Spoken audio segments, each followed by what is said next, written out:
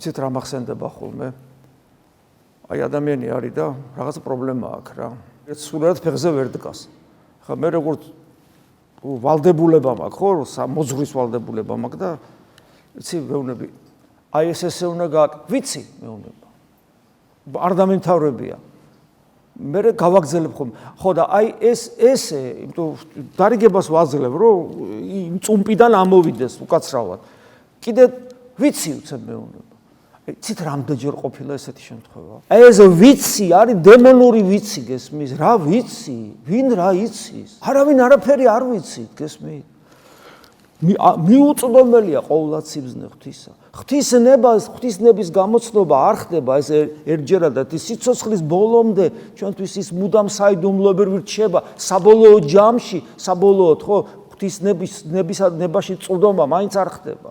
ის ყოველთვის გამოცნობია და ყოველთვის ჩვენი ნაბიჯი გარკვეულწილად რისკს შეიცავს, იმიტომ რომ შეიძლება გეშლებოდეს და ამ დროს ადამიანმა სიტყვა ვიცი საერთოდ არ უნდა თქვა მე თუ მკითხავ. რა ვიცით? არაფერიც არ ვიცით. არაფერი არ ვიცით.